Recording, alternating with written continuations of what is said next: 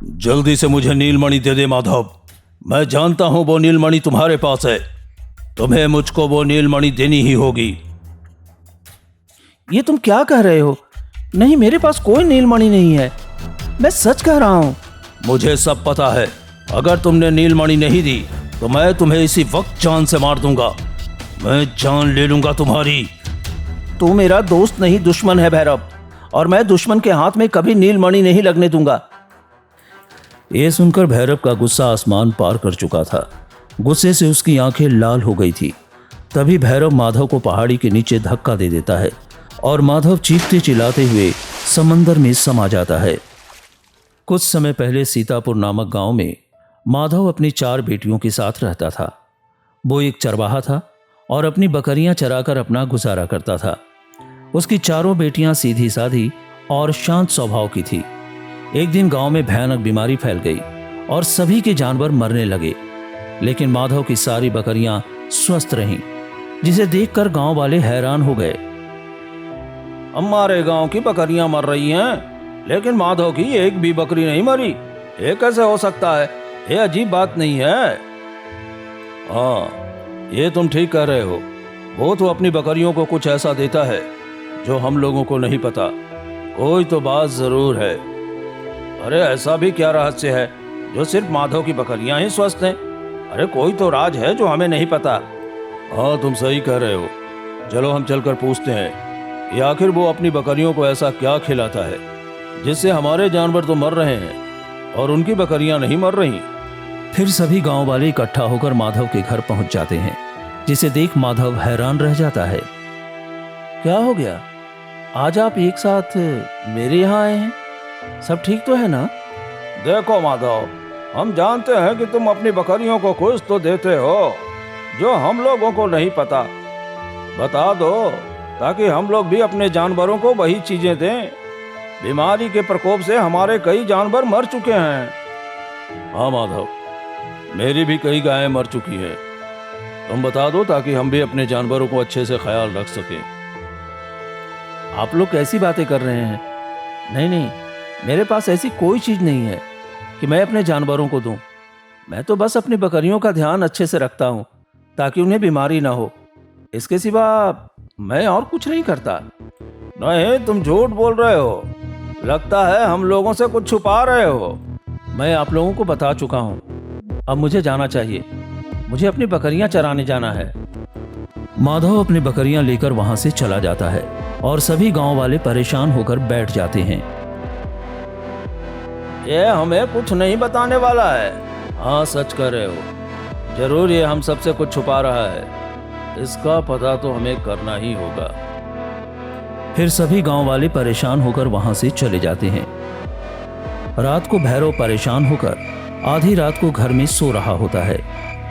नहीं, मुझे माधव का सच पता करना ही होगा, और इसके लिए मैंने सोच लिया है कि मुझे क्या करना है। फिर आधी रात होते ही भैरव थोड़ा सा हरी घास लेकर चोरी चुपके माधव के घर पहुंच जाता है और उसकी बकरियों को खाने के लिए कुछ दे देता है। भैरव मुस्कुराने लगता है। चलो, अब मैंने जो सोचा है वो पूरा हो जाएगा।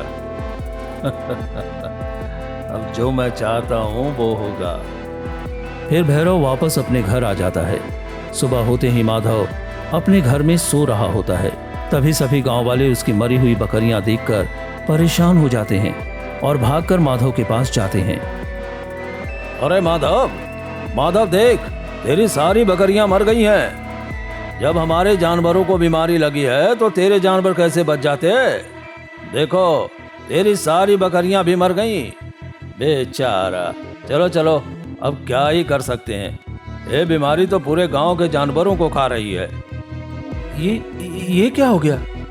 मेरी बकरियां कैसे मर गई? नहीं नहीं, ये नहीं हो सकता। फिर सभी वहां से चले जाते हैं। माधव रोती हुई आंखों से काली पहाड़ी की तरफ चला जाता है और एक पेड़ के नीचे बैठ जाता है। वक्त आ गया है कि मैं वो करूं जो मेरी बकरियों के लिए भला होगा। हाँ, अब मुझे ये करना ही होगा। फिर माधव अपनी आंखें बंद करता है और अचानक उसकी सारी बकरियां पहाड़ों पर चरते हुए दिखाई देती हैं। अब मुझे अपनी बकरियों को लेकर वापस आना चाहिए। हाँ हाँ। फिर माधव अपनी सभी बकरियों को लेकर वापस गांव की तरफ आने लगता है। जैसे ही गांव वाले उसकी बकरियों को देखते हैं, सभी हैरान हो जाते हैं, मानो सबके होश उड़ चुके थे। इनकी बकरियों को तो हमने अपनी आंखों से मरते देखा था। हाँ, फिर ये सब जिंदा कैसे हैं? ये कैसे हो गया? हाँ, ये तो बहुत ही अजीब बात है। जरूर ये कुछ छुपा रहा है। चलो पूछते हैं। सभी गांव वाले इकट्ठे होकर माधव के पास जाते हैं। अरे माधव, हमने तो अपनी आंखों से तुम्हारी बकरियों को मरते देखा था, फिर ये सब जिंदा कैसे हो गईं? अरे नहीं, मेरी सारी बकरियां बीमार हो गई थी। मैं उन्हें जंगल से कुछ औषधि पिलाकर ठीक कर लाया हूँ। तुम हम लोगों से कुछ छुपा रहे हो माधव? मैं सच बोल रहा हूँ। मैं आप लोगों से क्यों छुपाऊंगा? अब मैं अपनी बकरियों को लेकर घर जाता हूँ। माधव अपनी बकरियों को लेकर घर चला जाता है। वहीं सभी गांव वाले परेशान होकर वहीं खड़े रह जाते हैं। फिर ऐसे ही वो दिन बीत जाता है। अगली सुबह होते ही माधव रोज की तरह पहाड़ी पर आ जाता है और अपनी बकरियां चराने लगता है। तभी भैरव उसके सामने आकर खड़ा हो जाता है। बताओ, कैसे आना हुआ दोस्त? आज से पहले तो तू कभी इस पहाड़ी पर नहीं आता था। देखो, अब नाटक बंद कर। मैं भी सोच रहा था कि तुमसे हासिल कर लूंगा, लेकिन तू अब सीधी तरह से देने वाला नहीं है। चल वो दे जो तुम्हारे पास है। मैंने तुम्हें कितनी बार कहा है कि मेरे पास कुछ भी नहीं है, फिर भी तुम बार बार एक ही चीज मुझसे क्यों मांगते हो? मैंने ही तेरी बकरी को जहर दिया था और ये मर गई थी। बता, ये कैसे जिंदा हुई? जरूर तेरे पास वही चीज है जिसकी मुझे तलाश है। मैंने तुम्हें दोस्त माना और तुमने मुझे धोखा देना चाहा। ठीक है, जिस चीज की तलाश में तुम मेरे पास आए हो ना, मैं तुम्हें वो चीज नहीं दूंगा। ठीक है, अगर तुम मुझे अपनी नीलमणि नहीं देगा तो अब तू अपनी जान से हाथ धो बैठेगा। फिर भैरव माधव को पहाड़ी से धक्का दे देता है, जिसके बाद माधव चीखते चिल्लाते हुए समंदर में समा जाता है। तुमने अपना राज किसी को नहीं बताया और ना ही तुमने मुझे नीलमणि वापस दिया। अब मैं तुम्हारी इन सारी बकरियों की बलि देकर वो नीलमणि हासिल करके ही रहूंगा जिसके लिए मैंने इतने वर्षों तक इंतजार किया है। अब और नहीं कर सकता। फिर भैरव सभी बकरियों को लेकर घने जंगल में चला जाता है और एक एक करके सभी बकरियों की बलि दे देता है। ये क्या? मैंने सभी बकरियों की बलि दे दी, फिर भी मुझे नीलमणि क्यों नहीं मिला? आखिर माधव ने उसे कहाँ छुपा करके रखा है? मुझे उसका पता करना ही होगा। जरूर वो नीलमणि उसकी बेटियों के पास ही होगा। अब देखो मैं कैसे उसकी बेटियों से यह नीलमणि हासिल करता हूँ। फिर भैरव परेशान हो जाता है। ऐसे ही वो दिन बीत जाता है। रात का अंधेरा हो जाता है। चारों बेटियां घर के बाहर बैठी परेशान होती हैं। देखो, इतना वक्त हो गया, अभी तक हमारे पिताजी क्यों नहीं आए? पता नहीं कहाँ रह गए। सच में हमें अपने पिता की बहुत चिंता हो रही है। चलो हम चारों बहनें चारों दिशा में जाकर अपने पिता को ढूंढते हैं। बकरी चराने में उन्हें रोज इतना वक्त कभी नहीं लगता था। हाँ, तुम ठीक कह रही हो। चलो हम चारों चलते हैं, किसी एक को तो पिताजी जरूर मिल जाएंगे। फिर चारों बहनें चारों दिशा में निकल पड़ती हैं और पूरी रात पागलों की तरह माधव को ढूंढती रहती हैं, लेकिन उन्हें माधव कहीं नहीं मिलता। रात से सुबह हो जाती है। चारों बहनें थककर घर के आगे बैठ जाती हैं। देखो, मैंने सब जगह पिताजी को ढूंढ लिया, पर पिताजी कहीं नहीं मिले। मुझे तो लगता है पिताजी के साथ जरूर कुछ गलत हुआ है जो हमें नहीं पता। पर ये ऐसे कैसे हो सकता है? हे ईश्वर, हमारे पिताजी की रक्षा करना जहाँ कहीं भी हो। चारों बहनें परेशान होकर बैठी रहती हैं। दूर से भैरव उन्हें देखता है। चलो, ये चारों तो दरवाजे पर ही बैठी हैं। अब मुझे किसी भी तरह गांव वालों को इकट्ठा करना होगा और इन चारों को जलील करके गांव से बाहर निकालना होगा, तभी मैं इस घर की तलाशी ले सकूंगा। भैरव गांव की चौपाल पर चला जाता है। अरे क्या हो गया भैरव? तुम बहुत परेशान दिख रहे हो।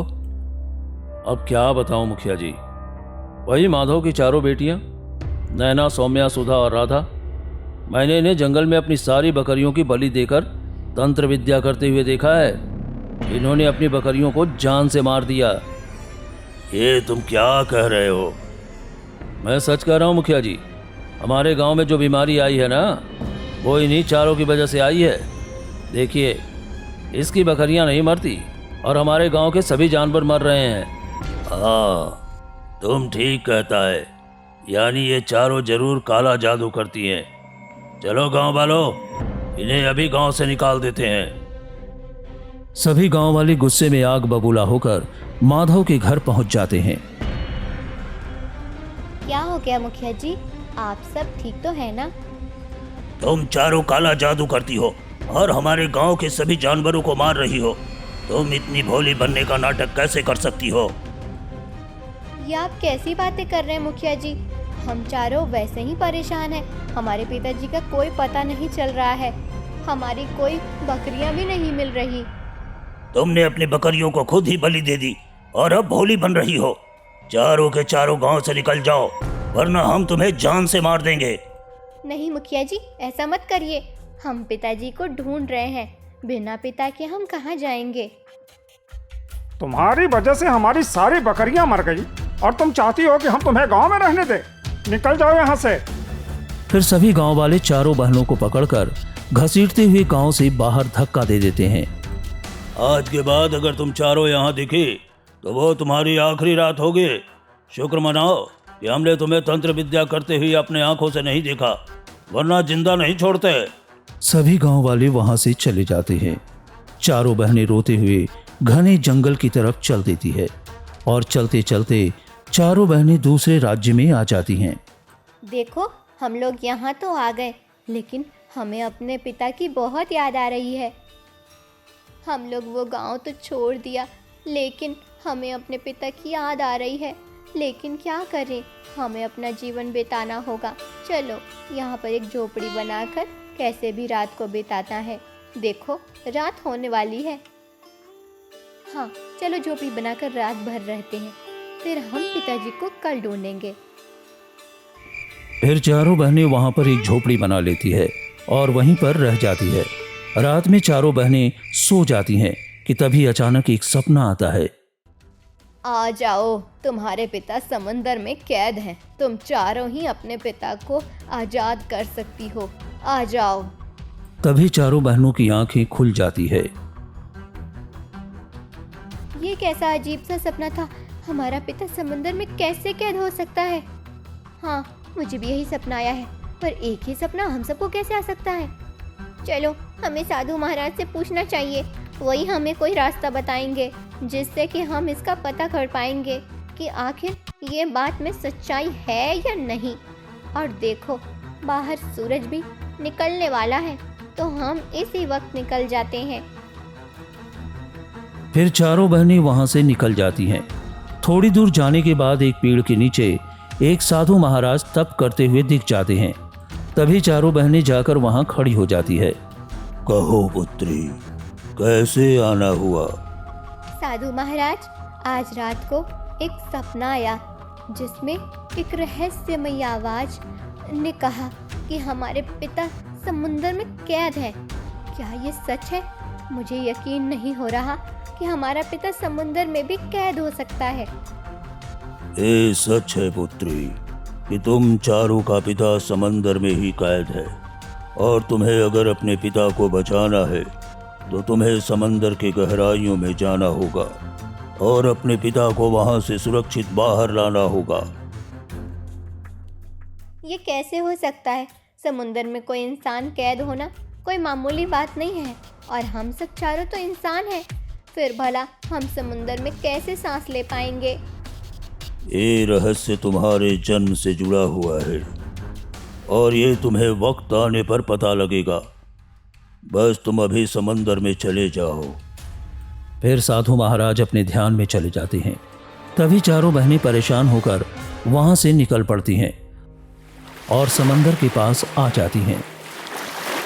चलो, अब हमें समुंदर में जाना ही होगा। फिर चारों बहनें जैसे ही समंदर में कदम रखती हैं, अचानक वो चारों समंदर की गहराइयों में पहुंच जाती हैं। वहां एक जगह माधव बेहोशी की अवस्था में पड़ा रहता है। वो देखो, हमारे पिताजी बेहोशी की अवस्था में पड़े हैं। हमें पिताजी को उठाना चाहिए। हे भगवान, पता नहीं पिताजी को क्या हो गया। चलो जल्दी से चलते हैं। वो बेहोश कैसे हो सकते हैं? फिर चारों बहनें जैसे ही माधव के पास पहुंचकर उसके शरीर को छूने की कोशिश करती हैं कि अचानक माधव का शरीर गायब होने लगता है। वहां एक काला साया आ जाता है और जोर जोर से हंसने लगता है। आखिर तुम चारों आ ही गई यहाँ पर।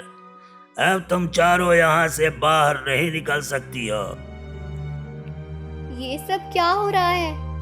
अगर तुम अपने पिता को बचाना चाहती हो तो तुम्हें नीलमणि का रहस्य सुलझाना होगा।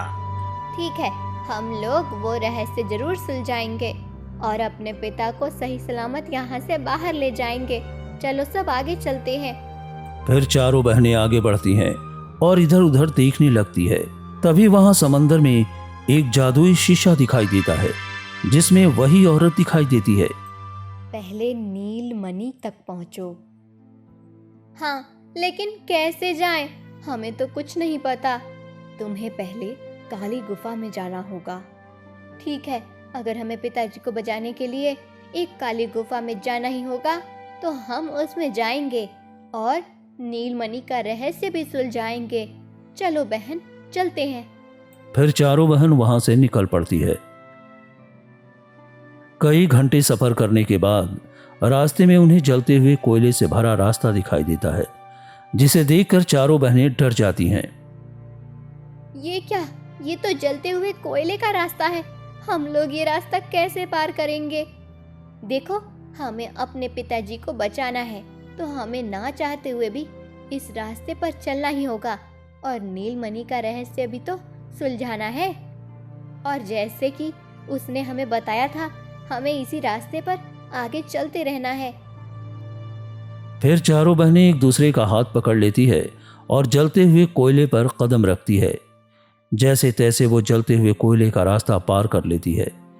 तभी चारों बहनों के पैर घायल हो जाते हैं। मुझे तो अब अपने पैरों पर खड़ा भी नहीं हुआ जा रहा। क्या करें? हमें अपने पिताजी को बचाना है तो हमें ये कष्ट सहना ही पड़ेगा। चलो, लगता है अब काली गुफा भी थोड़ी ही देर में नजदीक आने वाली होगी। फिर चारों बहन आगे बढ़ती है। थोड़ी ही दूर जाने के बाद उन्हें काली गुफा दिखाई देती है। चलो, अब हमें जल्दी से इस गुफा के अंदर जाना चाहिए। फिर हम नीलमणि का रहस्य भी सुलझा सकते हैं। हाँ हाँ, चलो चलते हैं। फिर चारों बहनें उस गुफा के अंदर जाती हैं, जहां सामने नीलमणि रखी रहती है और उसी के साथ एक बहुत बड़ा नाग बैठा होता है। उसे देखते ही चारों बहनें डर जाती हैं। अरे, इतना बड़ा नाग तो मैंने अपने जीवन में कभी नहीं देखा। सच में, अब हम क्या करें? अगर हम आगे गए तो ये नाग हमें काट लेगा और अगर हमने नीलमणि का रहस्य नहीं सुलझाया तो हम यहाँ से वापस भी नहीं जा सकते और अपने पिता को भी नहीं बचा सकते।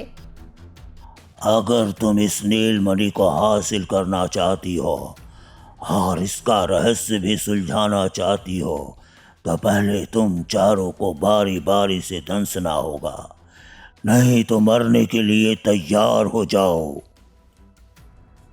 ठीक है, मेरा अस्तित्व ही मेरा पिता से है।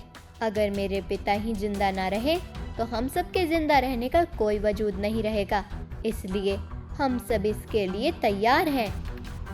फिर चारों बहनें एक एक करके नाग के सामने आकर खड़ी हो जाती है। तभी अचानक तेज रोशनी फैलती है और वो नाग एक बूढ़े इंसान के रूप में बदल जाता है। बरसों पहले जो भविष्यवाणी हुई थी आज सच हो गई। नीलमणि का रक्षक खुद ही वर्षों बाद नीलमणि को लेने आया है। आज वो वक्त आ गया है। तुम चारों ही वो रक्षक हो जिसकी मैं इतने वर्षों से प्रतीक्षा कर रहा था।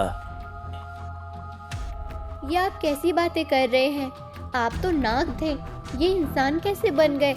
ये सब क्या हो रहा है? और हम सब रक्षक कैसे हो सकते हैं? हम तो माधव की आम बेटियां हैं, फिर हम रक्षक कैसे हो सकते हैं? नहीं, तुम लोग जो सोच रहे हो वो सच नहीं है। अब मैं तुम्हें सब कुछ बताता हूँ। कहानी फ्लैशबैक में शुरू होती है। कुछ समझ में नहीं आ रहा, ये काल कब खत्म होगी? हमारे गांव से रोज लोग मर रहे हैं, मुझे ये सब देखा नहीं जा रहा। हमें किसी भी तरह इसे ठीक करना होगा, वरना हमारा परिवार भूखा मर जाएगा और मैं ये सब सहन नहीं तो फिर हम कर भी सकती। क्या सकते हैं? हमारे पास कोई और रास्ता नहीं है। तुम रुको, मैं दूसरे गांव जाकर देखता हूँ, शायद कुछ मिल जाए। इतना कहकर माधव वहां से चला जाता है।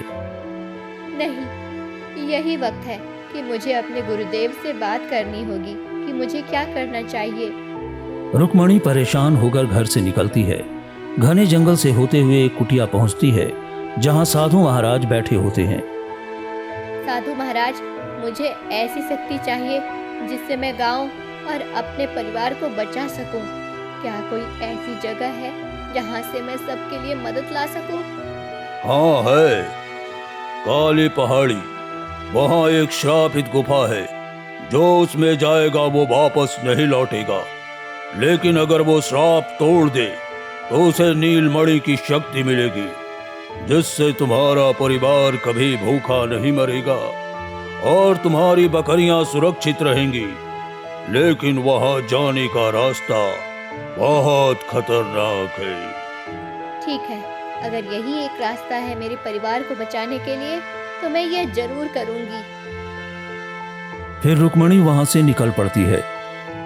घने जंगलों से होते हुए काली पहाड़ी पहुंच जाती है और गुफा के सामने खड़ी हो जाती है। तो यही वो काली गुफा है जिसे लोग श्रापित कहते हैं। लेकिन मैंने नीलमणि के बारे में यही सुना है, इसलिए मुझे अब इसके अंदर जाना ही होगा। फिर रुक्मणी गुफा के अंदर जाती है। जैसे ही वो अंदर जाती है, अचानक तेज रोशनी फैल जाती है। तभी एक रहस्यमयी आवाज गूंजती है। चली जाओ यहाँ से, तुम यहाँ क्या करने आई हो? यहाँ जो भी आया है वो कभी वापस लौट कर नहीं गया और तुम भी अपनी मौत के करीब आती जा रही हो, इसलिए लौट जाओ।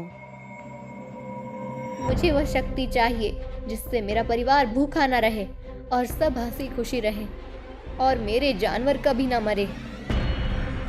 तब तुम्हें अपनी जान की कुर्बानी देनी होगी, तभी मैं तुम्हें ऐसा रत्न दूंगा। ठीक है, मैं ये करने के लिए तैयार हूँ। सामने जो पत्थर दिख रहा है उसके अंदर अद्भुत शक्तियाँ छिपी हैं। तुम इसे उठाओ, लेकिन जैसे ही शाम का सूरज डूबेगा तुम्हारी जिंदगी का सूरज भी डूब जाएगा, ये याद रखना। इतना कहकर रहस्यमयी आवाज गायब हो जाती है। अगर यही एक रास्ता है मेरे परिवार के कल्याण का तो मैं ये जरूर करूंगी। फिर रुक्मणी आगे बढ़ती है और पत्थर को उठाती है। अचानक वहां 3 शक्तियां प्रज्वलित हो जाती हैं। आग, हवा और मिट्टी की शक्तियां हवा में घूमने लगती है। तभी उन शक्तियों से 4 बच्चियां बन जाती है। ये देखकर रुक्मणी खुशी से झूम उठती है। अच्छा, तो यही वह दिव्य शक्तियां हैं जो मुझे इस गुफा ने दी हैं। अब मुझे इन बच्चियों को अपनाना होगा, तभी मुझे नीलमणि की शक्ति मिलेगी। फिर रुक्मणी चारों बच्चियों को लेकर गुफा से बाहर आती है और तेजी से अपने घर पहुंच जाती है।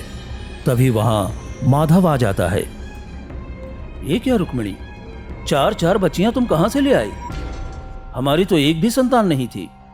तब रुक्मणी सारी बात माधव को बता देती है। ये तुमने क्या किया? अपने परिवार की भलाई के लिए तुम अपनी जान देने जा रही हो।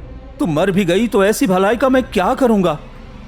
अब मैं ज़्यादा नहीं जी पाऊंगी, लेकिन आपको इन बच्चियों का प्यार मिलेगा और हमारा घर अच्छे से चलेगा। आप इनका ध्यान रखना, हमारी बकरियां कभी नहीं मरेंगी और हमारे घर में कभी दुख नहीं आएगा। इतना कहते ही सूरज डूबने लगता है और रुक्मिणी की सांसें टूटने लगती है। माधव फूट फूट कर रोने लगता है। नहीं रुक्मिणी, नहीं, तुम मुझे छोड़कर नहीं जा सकती। मैं तुम्हारे बिना नहीं रह सकता। उठ जाओ, भगवान के लिए उठ जाओ। माधव चारों बच्चियों को सीने से लगा लेता है। तुम चारों की वजह से मेरी पत्नी ने अपनी जान दे दी, लेकिन आज से तुम चारों मेरी बेटियां हो और मेरी पूरी दुनिया बनोगी। कहानी फ्लैशबैक खत्म होती है।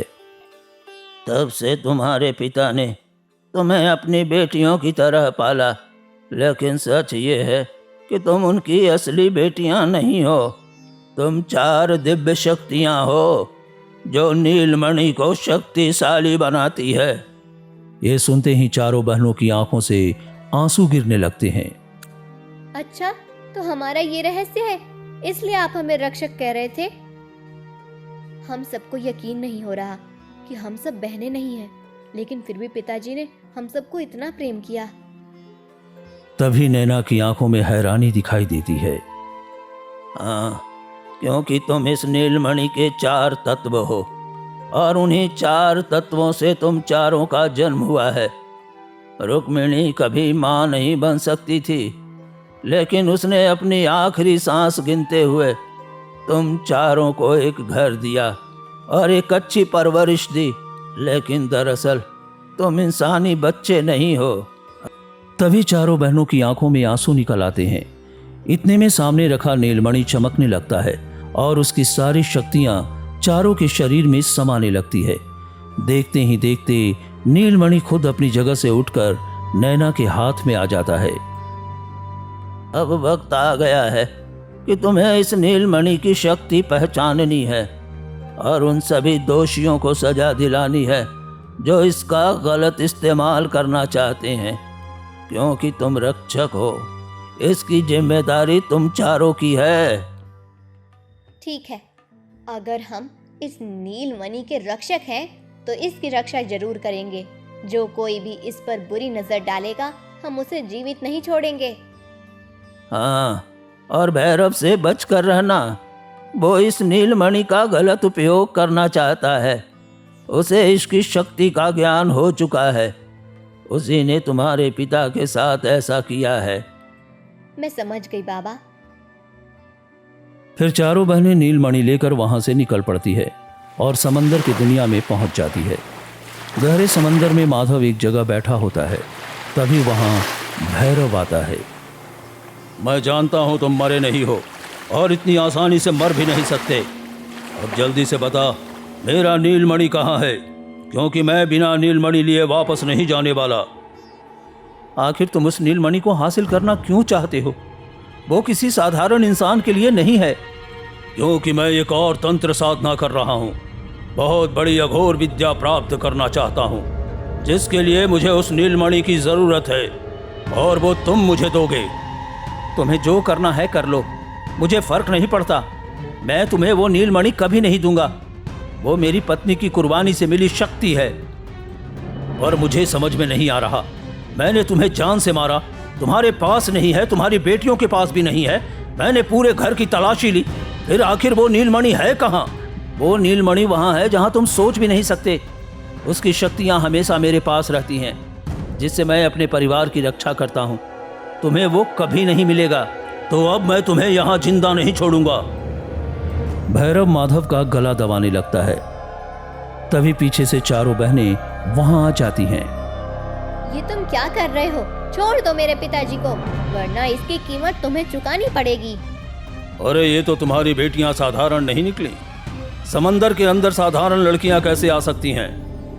बेटियों, तुम यहाँ क्यों आई हो? चले जाओ, ये पापी तुम्हें जिंदा नहीं छोड़ेगा। पिताजी, हम आपको मरने नहीं देंगे। हम आपको मौत के मुंह में अकेला नहीं छोड़ेंगे। अब मैं समझ गया, वो नीलमणि कहाँ है। वो तुम्हारी बेटियों के शरीर में है। अगर मैं इन्हें मार दूं तो वो नीलमणि मुझे मिल जाएगा। मेरी बेटियों से दूर रहो। अगर तूने उन्हें कुछ किया तो मैं तुम्हें जिंदा नहीं छोड़ूंगा। मतलब मैंने सही नस पकड़ ली। इतने दिनों से बेकार भटक रहा था। तुम कुछ भी कर लो, पर हमारा कुछ नहीं बिगाड़ सकते, और नीलमणि तुम इस जन्म में नहीं पा सकते। पिताजी, आप घबराओ मत, ये हम लोगों का कुछ नहीं बिगाड़ सकता है। हम 4 बहनें हैं और 4 शक्तियाँ, और ये अकेला हम चारों का कुछ नहीं बिगाड़ सकता है। तभी भैरव मंत्र पढ़ने लगता है। तेज रोशनी चारों बहनों की तरफ बढ़ने लगती है। नहीं, तुम ऐसा मत करो। मेरी बेटियों को छोड़ दो, वो फूल सी बच्चियां हैं, तुम्हारा क्या बिगाड़ लेंगी। तभी अचानक चारों बहनें मिलकर हाथ जोड़कर मंत्र पढ़ने लगती है, जिससे भैरव की सारी शक्तियां खत्म होने लगती है। ये क्या, मेरी शक्तियां तुम लोग कैसे खत्म कर सकते हो? तुमने क्या सोचा था कि तुम हमें इतनी आसानी से खत्म कर पाओगे? कभी नहीं। चलो मजा आएगा। मेरे टक्कर का कोई मुझसे लड़ने वाला मिला है। तुम्हारे बाप को मारने से मुझे कोई फायदा नहीं। अब तुमसे ही सामना करूंगा। तभी चारों बहनों और भैरव के बीच घमासान युद्ध शुरू हो जाता है। कई घंटे की लड़ाई के बाद भैरव की शक्तियां कमजोर पड़ने लगती है। वो घायल होकर जमीन पर गिर पड़ता है। नहीं, ऐसा कैसे हो सकता है? मैं आज तक किसी से हारा नहीं, और तुम जैसी मामूली लड़कियों से कैसे हार रहा हूं? नहीं, ये नहीं हो सकता। यानी तुम चारों के पास ऐसी शक्तियां हैं जो किसी के पास नहीं है। तभी चारों बहनों के शरीर से तेज रोशनी निकलने लगती है। वो चारों एक नीलमणि के रूप में बदल जाती है। नीलमणि उड़कर भैरव के सीने में जा लगती है। तभी तेज धुआं उठता है और भैरव वहीं खत्म हो जाता है। ये देखकर माधव फूट फूट कर रोने लगता है। मेरी बेटियां कहाँ चली गई? नहीं, तुम ऐसा नहीं कर सकती। मेरे लिए अपनी शक्तियां कुर्बान नहीं कर सकती। वापस आ जाओ, मैं तुम्हारे बिना नहीं रह सकता। माधव चीख चीख कर रोता रहता है, लेकिन उसकी एक भी बेटी वापस नहीं आती। रोते हुए माधव समंदर से बाहर आ जाता है। तभी वहां साधु महाराज आते हैं। माधव, ये नियति का लेख था। नीलमणि का इसी तरह धरती से लुप्त होना लिखा था, इसलिए तुम्हारी बेटियों का साथ यहीं तक था। पर ऐसा क्यों साधु महाराज? मैंने उन्हें बचपन से सीने से लगा कर पाला, और आज मैं उनका चेहरा देख भी नहीं पा रहा। भगवान ने मुझे इतनी बड़ी सजा क्यों दी? क्योंकि तुम नेक इंसान हो और तुम्हारी पत्नी के साथ मिलकर नीलमणि की रक्षा तुमने ही करनी थी, और तुमने की। इसलिए इस जन्म में वो तुम्हारी बेटियां बनी, अगले जन्म में वो तुम्हारी बहुएं बनेंगी, और फिर तुम्हारी पत्नी भी फिर से तुम्हारे साथ जन्म लेगी। अब अपना बाकी जीवन जन सेवा में लगाओ। इतना कहकर साधु महाराज वहां से चले जाते हैं। ठीक है, जैसा आपने कहा वैसा ही करूंगा। मैं अपना जीवन जन सेवा में लगाऊंगा और अगले जन्म का इंतजार करूंगा जब मेरा परिवार वापस मिलेगा। इसके बाद माधव गरीबों और दुखियों की सेवा करने लगता है और अपना बाकी जीवन उसी में बिता देता है।